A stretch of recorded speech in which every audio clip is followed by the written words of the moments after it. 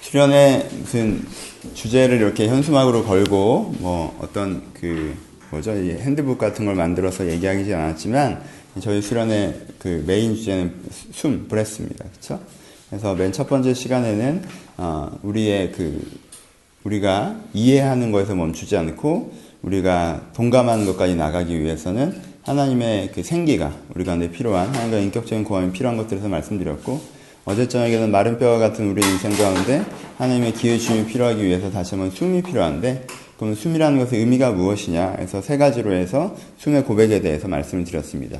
또 오늘 세 번째 시간에서는 이제 돌아가고 다시 이제 삶의 현장으로 돌아가는 입장에 서서 여러분들 가운데 우리가 그럼 일상생활에서 자주 숨쉬지 못하는 이유는 무엇인가?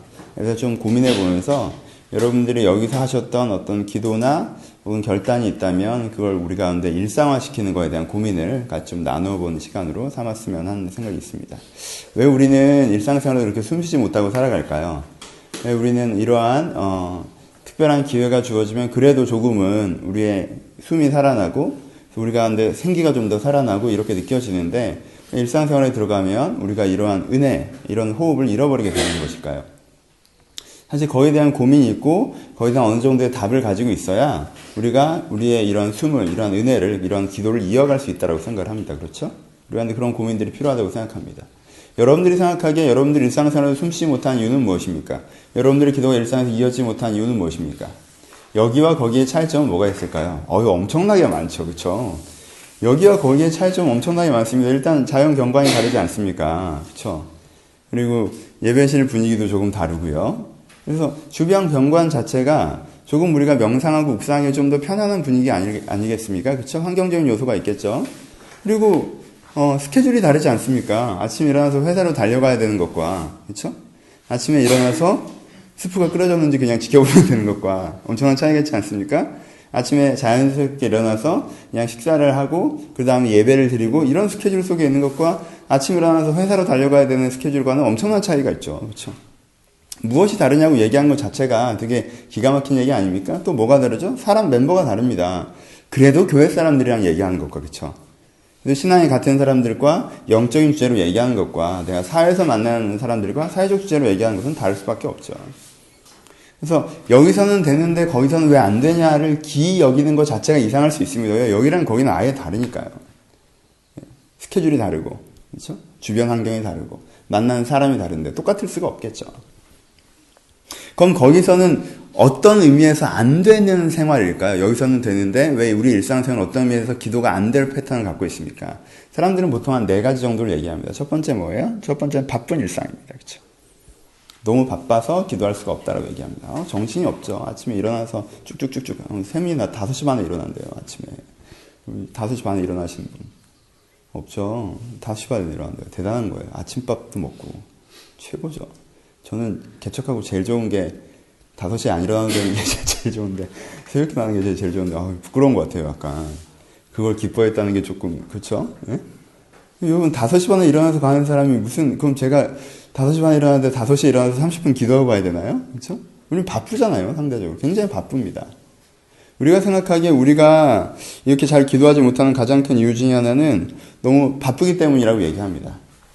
그리고 두 번째, 우리가 잘 기도하지 못한 이유 중에서 하는 얘기 중에 하나는 열받는 일이 많습니다.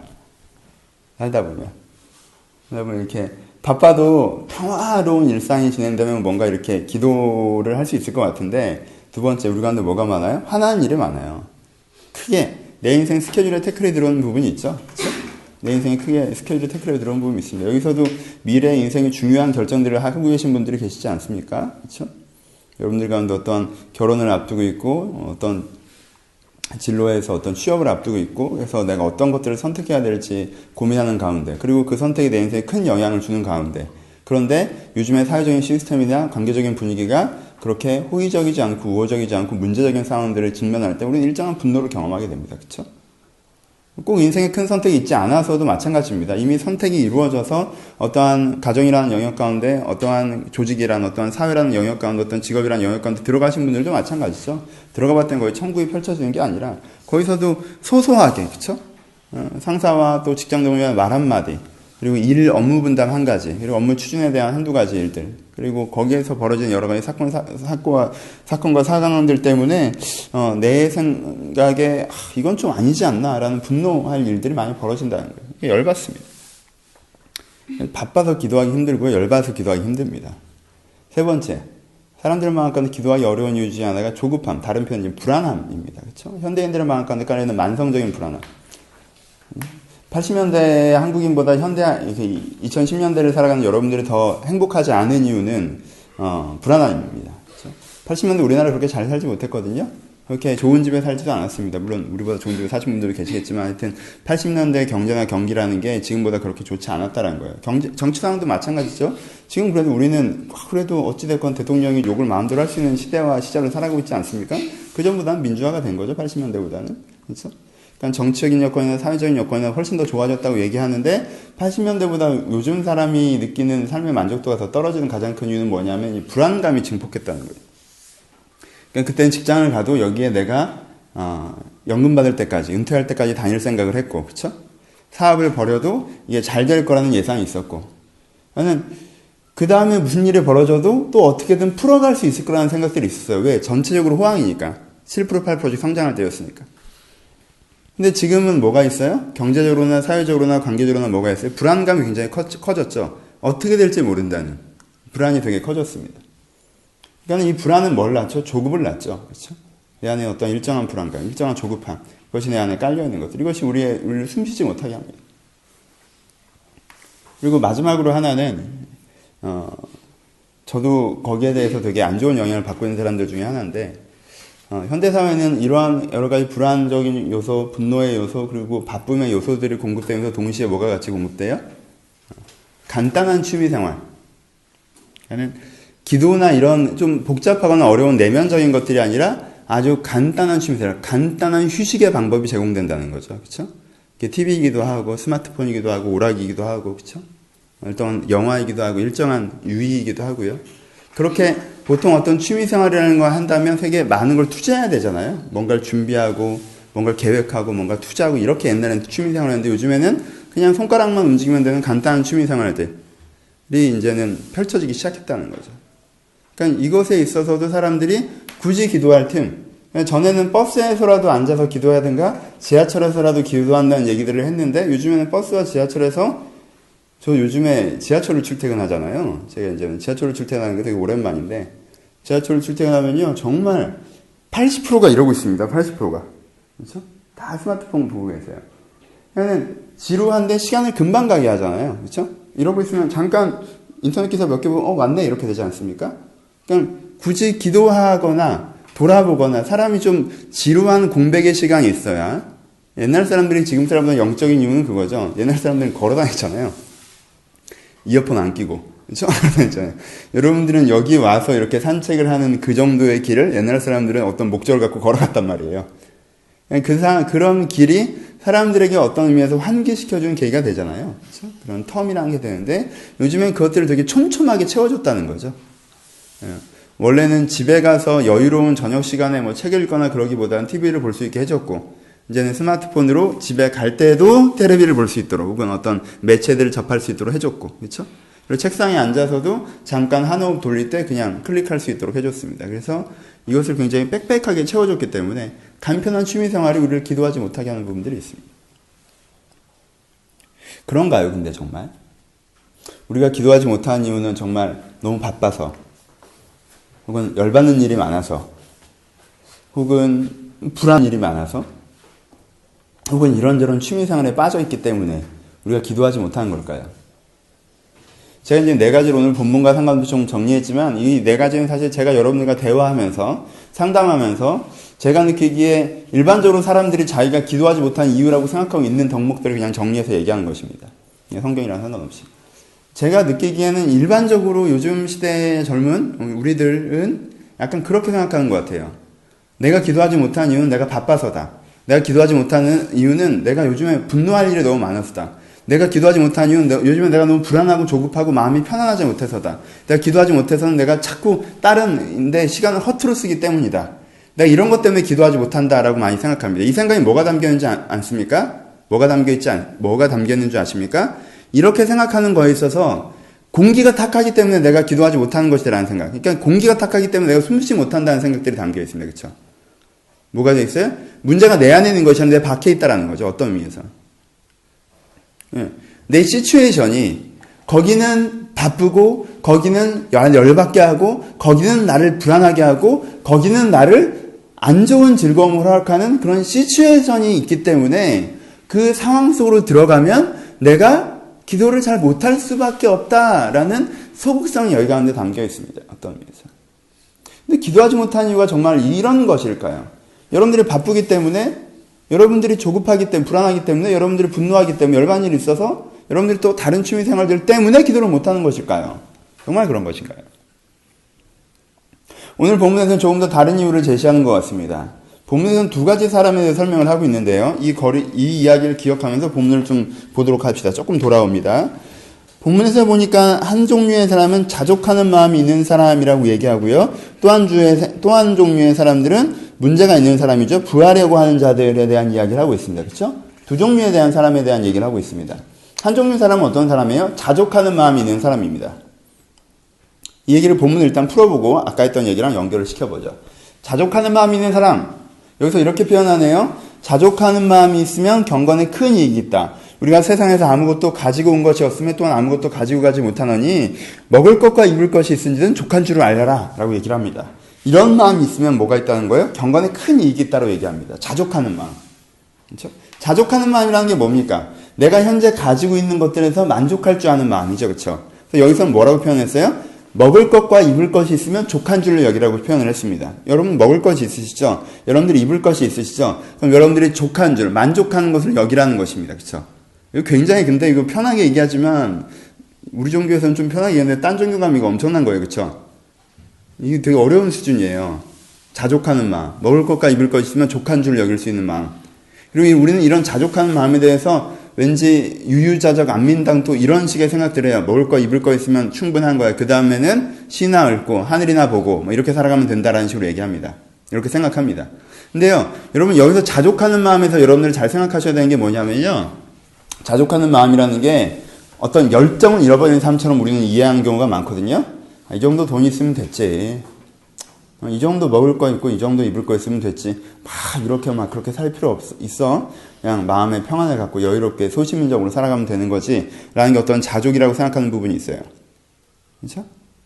그래서 먹을 것과 입을 것이 있은지 족한 줄을 여기고 그건 이젠 좋겠으니까 나머지 여유의 시간들은 그냥 여유롭게 사는 것이 되게 자족인 것처럼, 천산병시인처럼 나 이제 이 땅에 소풍 왔다 이런 식으로 사시는 것처럼 막걸리 한잔하고 길거리 돌아다니시고 약간 이런, 물론 그분이 굉장히 건강한 분이시지만 그런 식으로 오해하는 부분들이 있습니다. 근데 성경에서 여기서 지금 디모데에게 자족하는 마음이 있으면 경건에 유익이 있다고 하는 말은 무엇입니까? 그 뒷부분을 보셔야 돼요.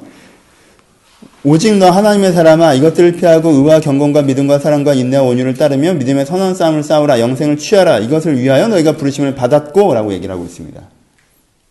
여러분 잘 이해하세요. 이 지금 바울이 자족하는 마음이 있다라고 하는 건요. 야 먹을 거랑 입을 게 있으면 됐어. 막 이렇게 애쓰고 살지 마. 여유롭게 살아 라고 얘기하는 게 아니에요. 지금 바울이 얘기하는 건 뭐예요? 내 인생의 돈과 시간과 기회를 더 먹고 더 입으려는데 투자하지 말고, 그쵸? 거기에 투자하는 것이 아니라 이쪽에 되게 열렬히 투자하고 있어야 된다는 얘기예요. 오케이?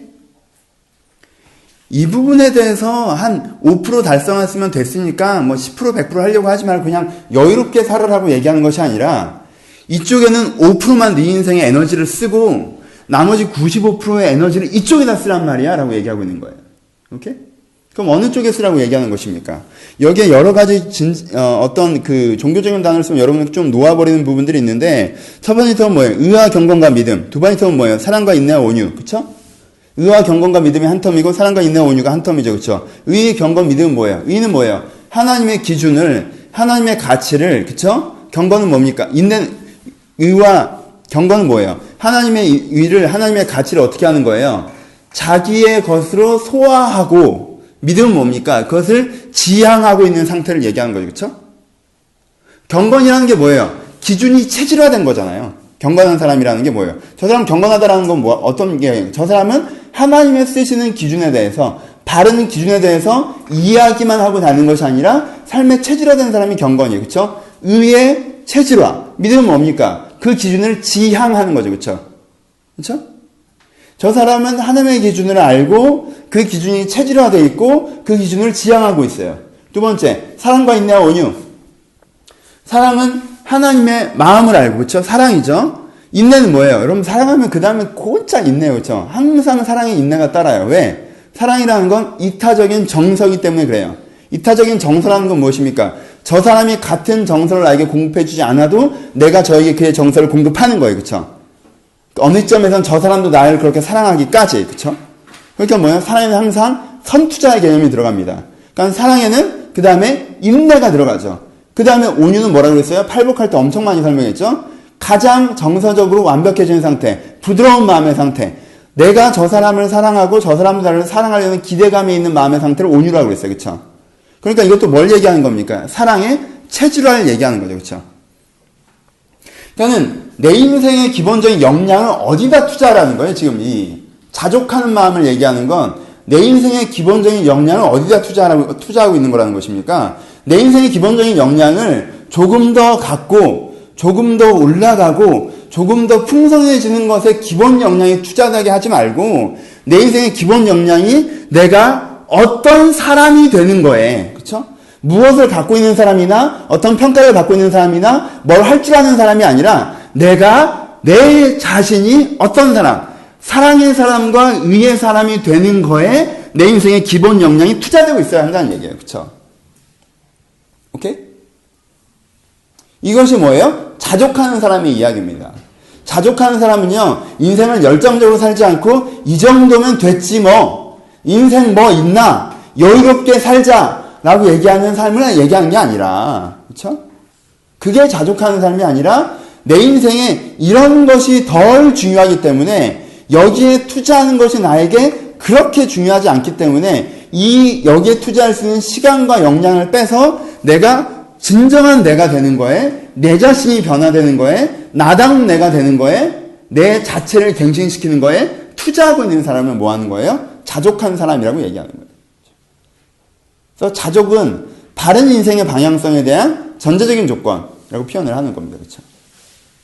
그럼 그 반대의 사람은 어떤 사람이 있습니까? 그 반대의 사람은 어떤 사람이에요? 자족하지 못한 사람이죠. 이 사람은 뭐하라고 표현해요?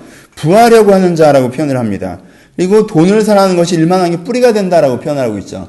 그럼 이 사람이 부하려고 하는 자, 돈을 사랑하는 일만하게 뿌리다라고 얘기해서 돈 좋아하지 마라 라고만 생각되는 경향이 있는데, 여기서의 돈도 단지 캐시를 얘기한 건 아니겠죠. 그렇죠? 여기서의 돈은 뭘 상징하는 거예요? 모든 종류의 부함에 대한 추구를 상징하는 거죠. 그렇죠? 그러니까 이 자족함이 없는 사람은 어떤 사람이에요? 진정한 내가 되는 게, 내가 변화되는 거에 자기 인생의 역량을 추구하는 것이 아니라, 내가 무엇인가를 많이 갖는 것에 자기의 역량을 투자하고 있는 사람을 얘기하는 거죠. 그렇죠? 그렇죠? 무엇인가 많이 갖고자 하는 것, 그건 돈을 의미하기도 합니다. 그렇죠? 하지만 그것은 사회적 명성을 얘기하기도 합니다. 그것은 자기가 갖고 있는 여러 가지 다른 것들을 얘기하기도 해요. 내가 가지고 싶은 것, 내가 가지고 싶은 어떠한 사회적 위치, 내가 갖고 싶은 어떤 인정과 평가, 내가 갖고 있는 어떤 취미생활과 유익들, 내가 갖고 싶은 어떤 돈까지 다 포함하는 거예요. 내게 그것이 그렇게 많이 필요하지 않는데, 그것을 더 여유롭게, 더 많이 갖고 싶은 마음에 그것에 과도하게 투자하고 있는 상태, 이것이 부하고자 하는 자라고 표현해요. 여기서 부하고자 하는 자는 과도하게 갖고 싶어 하는 것들을 표현합니다. 여러분, 저에게 인정이 필요하죠, 그쵸? 여러분들이 저를 인정해 주는 게 필요해요. 저한테 인정이 필요합니다. 근데요, 저에게 인정이 필요한 건요, 어느 정도만 있으면 돼요. 어느 정도. 여러분들이 나를 목사로서 받아들이고, 목사로서 자기 인생에 인정하고, 초대할 수 있을 정도만 나에게 필요해요. 그 이상 여러분들이 나를 인정해 주는 게 나한테 그렇게 필요하지 않아요. 그쵸? 많은 사람들이 저를 인정해 주는 게 저한테 필요합니다. 왜요? 여기 모이는 인원보다 더 많은 인원이 나를 인정해 주면 내가 그 사람에게 다가갈 수 있는 뭘 얻기 때문에 그래요? 기회를 얻기 때문에 그럽니다. 그쵸? 그 이상의 인정은 저에게 필요하지 않아요. 있어도 뭐 쓸데도 없습니다. 그쵸? 그렇죠?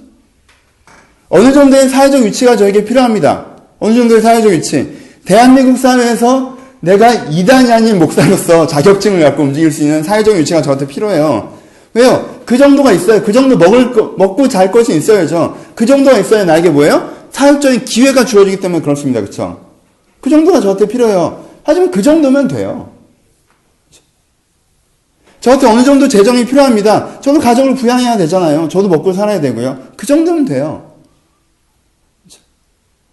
그 정도를 쌓기 위해서요. 저는 일정한 노력을 합니다. 그렇죠?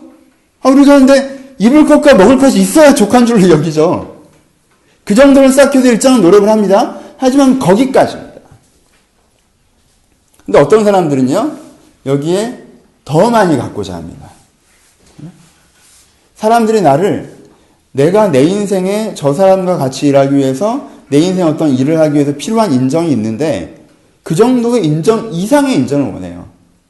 그 인정을 통해서 내가 되게 존재감을 얻고 가치감을 얻고 대단한 사람이냐. 여러분들 인정이 필요해요. 여러분들에게 필요한 인정은 어느 정도예요? 여러분들에게 사회적 기회가 주어질 정도의 인정이 여러분들 필요합니다. 그렇죠? 여러분들 가운데 그런 데 공급될 거예요. 근데 직장에서 너무 많이 인정받으려고 하실 필요는 없지 않습니까? 그 인정이 여러분들 너무너무 중요해질 필요는 없지 않나요? 여러분들 주변 사람에게 사랑받기를 원하세요. 사랑 받으셔야죠. 근데 어느 정도 사랑 받으셔야 됩니까? 어느 정도 인기가 있으셔야 되죠? 어느 정도의 돈이 필요하십니까? 어느 정도의 집이 필요하시고 어느 정도의 사회적 위치가 필요하십니까? 문제는 여러분들이 내가 이게 과도하냐 과도하지 않느냐를 판단하는 간단한 기준이 있습니다. 만약에 여러분들이 원하는 사회적인 위치와 인정과 캐시를 얻으려면 내 인생의 90%를 투자해야 된다라고 얘기하면요. 그건 분명히 과도한 투자입니다. 그렇죠? 애가 공부를 좀 하려면요. 이것도 해야 되고 저것도 해야 되고 저것도 해야 되고요. 애가 영어도 좀 봐야죠. 수학도 좀 봐야 되고요. 피아노도 좀 쳐야 될 거 아니에요. 체육도 좀 해야 될 거고요. 그리고 뭐 창의적인 학습을 위한 이론도 필요하고요. 이러한 뭐 과학 놀이도 필요하고요. 이런 거 애들한테 다 필요하죠. 라고 합니다. 그럼 이게 과도한 투자인지 아닌지 알아볼 수 있는 방법은 뭔지 아십니까? 얘가 학교를 끝나고 집에 들어온 시간이 몇인지를 알면 됩니다. 그게 넘잖아요? 그럼 이건 과도한 투자예요. 사교육 열풍에 포함되어 있는 본인들은 이게 전혀 과도하다고 생각되지 않습니다. 왜요? 이것도 필요해서 하는 거고 저것도 필요해서 하는 거고 저것도 필요해서 하는 거고 이것도 도움이 되고 저것도 도움이 되고 저것도 도움이 되잖아요. 그래서 하는 거예요. 근데 그렇게 하면 애는 11시에 집에 들어와요. 그럼 이건 과도한 투자라고요. 애가 해지기 전에 집에 들어와야 과도한 투자가 아니에요. 목사님 이 정도는 필요해요 라고 얘기하고 싶으시겠죠. 하지만 과도한 투자입니다. 그럼 과도한 투자가 되면 어떻게 된다고 얘기하는지 아십니까? 이 사람은 마음이 부패하여 진리를 잃어버려서요. 경건을 이익의 방도로 생각하게 됩니다. 경건을 이익의 방도로 생각한다는 게 뭐예요? 신앙생활이 나에게 조금 더 좋은 사회적 기회를 주는데 어떻게 이용될 수 있는가?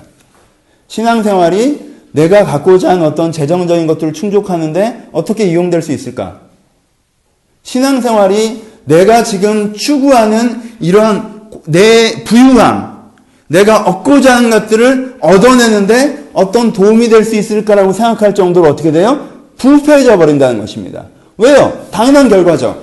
내 인생의 90%를 이쪽을 향해 투자하고 있는데 신앙이라는 걸 가르치면서 하나님이 여러분들을 삶에 함께 하신다고 얘기하면 나한테의 삶은 이미 이것을 얻는 것이 나에게 삶이니까 이게 당연히 싱크가 돼버리는 거예요. 그렇죠? 이 구도 자체가 아무리 신앙을 이 사람한테 가르쳐도 부패할 수 없는 구도를 만들어낸다는 것입니다. 부패할 수밖에 없는 구도를 만들어낸다는 거예요. 돌아옵시다. 그러면은 아까 처음에 했던 얘기가 우리는 왜 일상생활에 돌아가서 숨쉬지 못하는가라는 얘기를 했는데요. 왜 우리는 일상생활에서 숨쉬지 못합니까? 우리가 일상생활에서 숨쉬지 못하는 이유는 여러분들 바빠서가 아니에요. 여러분들 분노가 있어서가 아닙니다. 여러분들이 불안해서가 아니에요. 여러분들이 취미생활의 문제인 것도 아닙니다. 어떤 의미에선. 여러분들이 일상생활에서 숨쉬지 못하는 이유는요. 여러분들이 추구하고 있는 것이 꺾여질 때입니다. 그렇죠? 여러분들이 일상생활에서 숨쉬지 못하는 이유는요, 이 성경적으로 그냥 참 스트릭트하게 표현하면 여러분들의 욕심 때문입니다. 내가 좀 더 진리의 사람이 되고 싶고, 좀 더 사랑의 사람이 되고 싶고, 내가 더 나은 내가 되는 거에 대한 큰 관심이 없이, 그렇죠? 내가 진정한 사람이 되는 거에 대한 큰 관심이 없이, 내가 무엇을 갖고 있는 사람, 무엇을 획득한 사람, 무엇을 얻은 사람이라는 인생 플래닝이 곧 내가 추구하는 인생의 방향일 때, 여러분들은 자연스럽게 호흡이 사라질 수밖에 없다라는 거예요. 얘기했죠? 어제 얘기한 게 호흡이라는 게 뭐라고 그랬습니까? 내가 의존적 존재 방식을 갖고 있다는 걸 인정하고, 하나님을 마치 나무가 땅에 뿌리 내린 것처럼 하나님이 내 안에 서 있는 이가 갖고 있다는 걸 인정해서 그 하나님을 내 안으로 초대해서 내가 하나님을 닮아가는 것이, 이것이 우리가 생각하는 브레스입니다. 그렇죠? 우리가 얘기하는 호흡이에요. 여러분들, 이 호흡이 여러분들이 당장 취업이 더 잘 되고, 당장 사회적으로 인정받고, 당장 여러분들의 프로젝트가 더 잘 진행되는데 의미가 있고 도움이 됩니까? 그렇지 않습니다. 그렇지 않아요. 이건 몇 단계를 거쳐서 거기에 도움이 분명히 됩니다. 왜요? 여러분들이 새로워지면요, 전혀 다른 사람은 거기서 그 일을 하기 때문에요, 훨씬 더 잘 되고요, 훨씬 더 다르게 하고요, 훨씬 더 잘 못하기도 합니다. 그렇죠? 엄청난 영향을 분명히 줍니다. 하지만 그건 몇 단계를 거친 다음에 결과적으로, 먼저 그 나라 그 일을 가고 나갔더니 결과적으로 나에게 오는 변화이지. 그렇죠? 당장은 내가 이것에 관심이 많으면 요거랑 요게 딱 연결이 안 된다라는 거예요. 오케이? 그러니까 내 방향이 욕심의 방향으로 바뀔 때, 내 시야가 내 시츄에이션 속에 함몰되어져 버릴 때, 내가 갖고 싶은 사회적인 위치, 내가 갖고 싶은 사회적인 기회, 내가 갖고 싶은 일정한 명성, 내가 갖고 싶은 일정한 인정, 내가 갖고 싶은 일정한 돈, 내가 갖고 싶은 일정한 차나 소유나 그 무엇에 내 관심이 집중되어져 버릴 때, 내가 돈을 사랑하니 일만하게 뿌리가 되나니, 내가 이것들에 이 돈을 사랑하게 될 때, 그렇죠? 이게 돈이 단지 돈이 아니라고 얘기했죠? 이 돈을 내가 사랑해야 될 때 어떻게 한다고 그랬어요? 돈을 사랑하게 되면 이것을 탐내는 자들은 미혹을 받아 믿음에서 떠나 많은 근심으로 자기 자신을 찌른다라고 얘기합니다. 내가 이것을 사랑하기 때문에, 내가 내 욕심을 사랑하기 때문에 마음에 미혹이 돼요. 미혹이 된다는 게 뭐예요? 진정한 변화, 새로운 나 이런 거에 신경 쓰지 않고 많은 미혹이 되어서 내가 그것 때문에 많은 근심으로, 걱정거리가 많아지죠. 그것들을 획득하려고 하니까 많은 근심으로 스스로를 찌르기 시작한다는 거예요.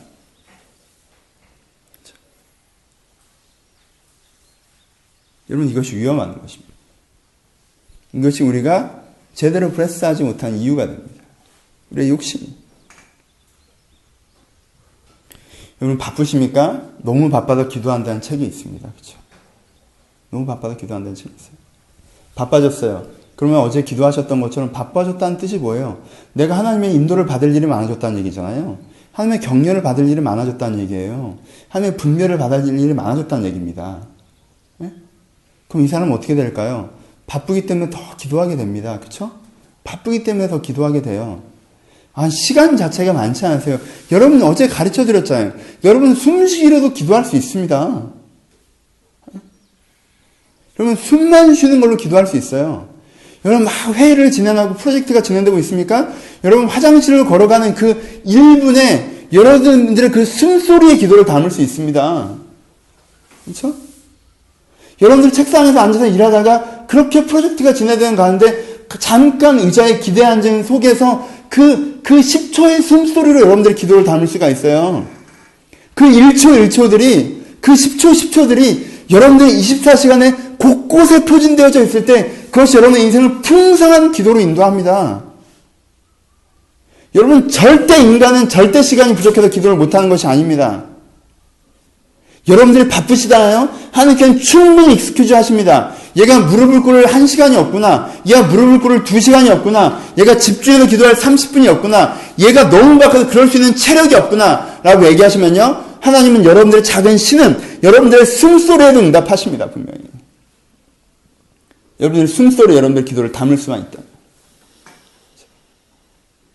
그리고 바쁜 사람들은요, 내가 숨 쉬고자 하는 열정이 있고, 내가 진정한 내가 되고자 하는 열정이 있는데, 바쁜 사람은요, 그렇게 숨 쉬면서 기도합니다.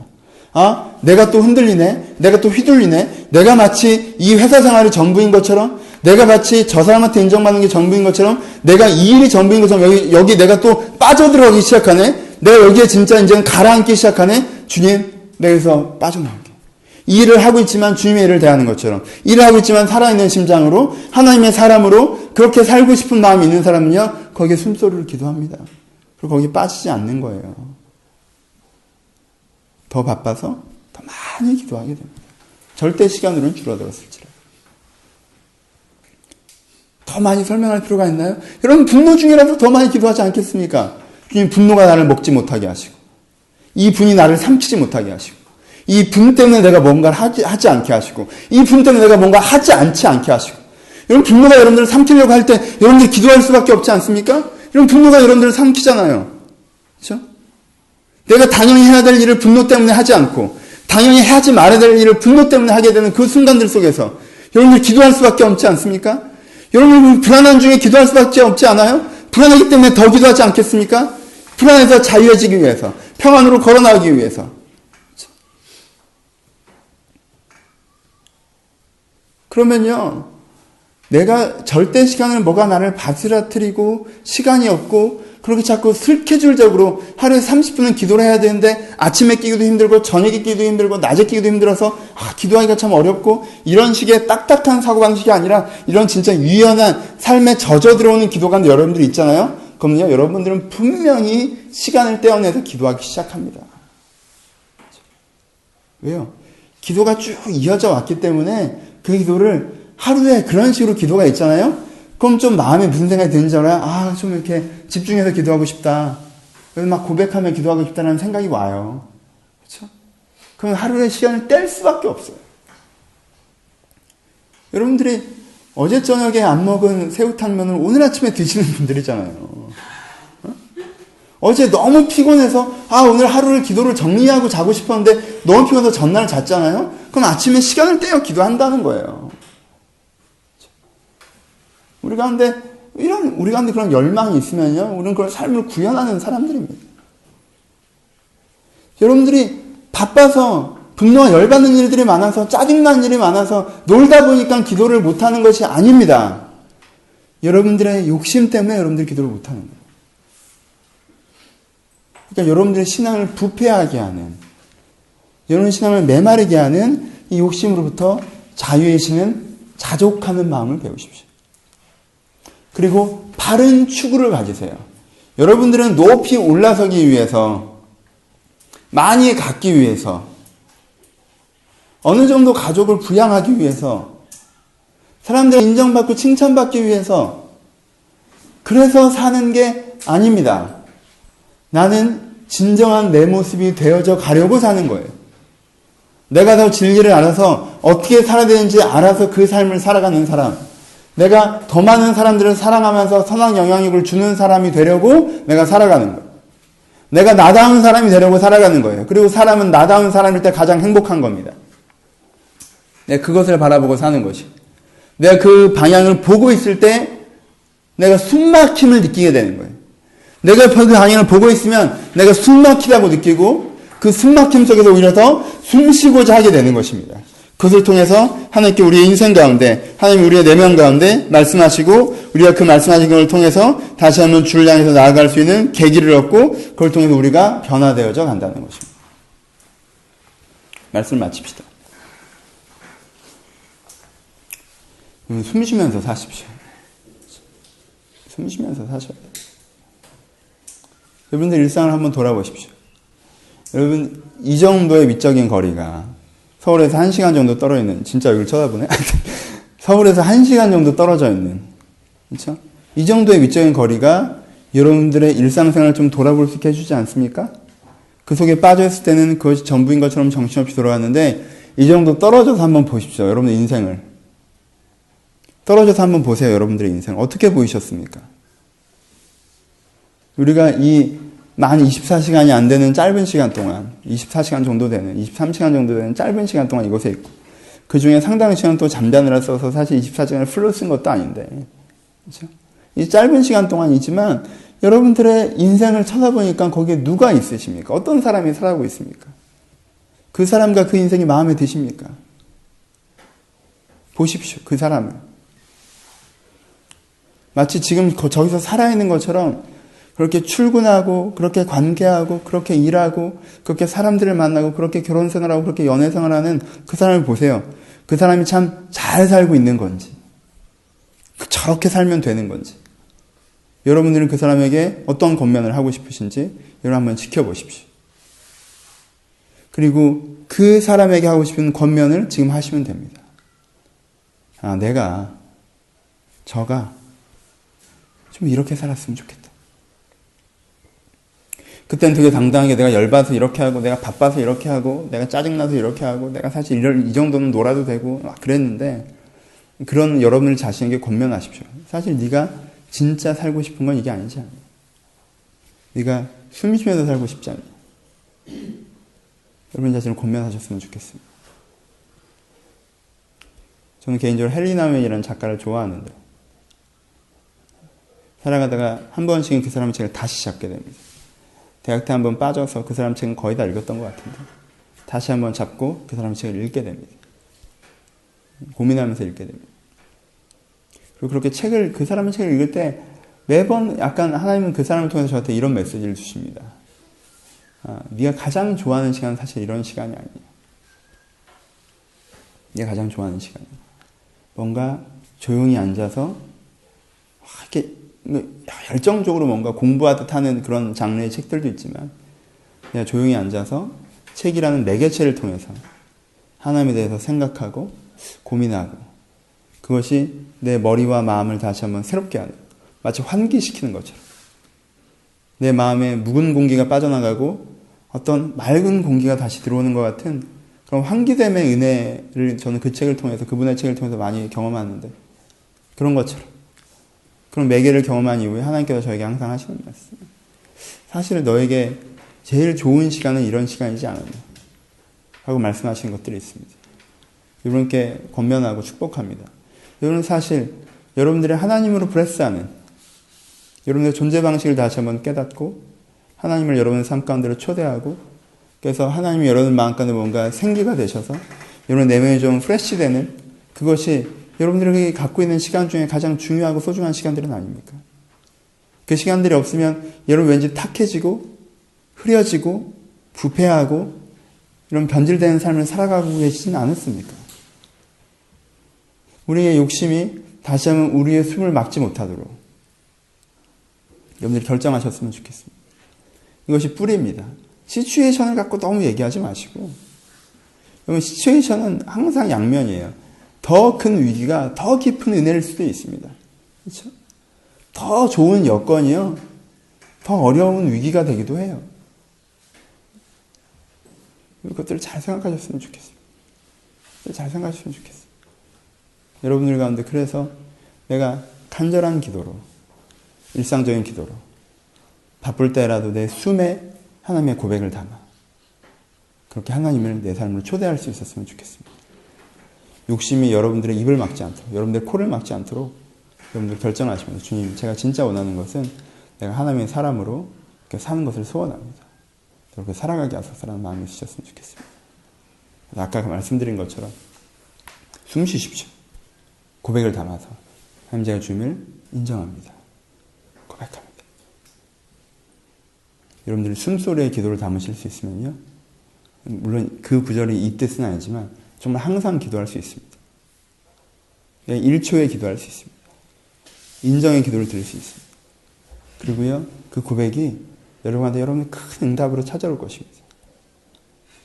때때로 여러분들 가운데 가장 어려운 결정이 수련회 끝나면 내가 그래도 하루에 30분 기도하겠다. 너무너무 좋은 결정입니다. 그걸 하시면요, 인생에 큰 변화가 있습니다. 하루에 30분 정도 기도해야 삽니다, 사실은. 그거는 신앙의 성숙을 위한 게 아니라 신앙의 생존을 위한 것입니다. 여러분들 그런 결정도 꼭 있으셨으면 좋겠습니다. 돌아가시면 기도했더니 좋더라. 내가 하루에 30분은 좀 나를 좀 명상하고 묵상하고 기도하자라는 결정이 꼭 있으셨으면 좋겠어요. 하지만 그와 함께 하지만 그보다 더 여러분들 이 숨쉬는 은혜의 기도에 대한 결정이 있으셨으면 좋겠어요. 마음의 태도를 바꾸시는. 30분의 기도를 결정하면요, 낮에 큰일이 생기면 그날 밤부터 안 하기 시작합니다. 낮에 짜증나는 일, 분노되는 일, 조급한 일, 정신없는 일이 생기면요, 그날 밤부터 잊어버리기 시작합니다. 그래서 사실 이 두 가지 기도는 양날개처럼 여러분들의 하나님을 향한 호흡을 지키는 것입니다.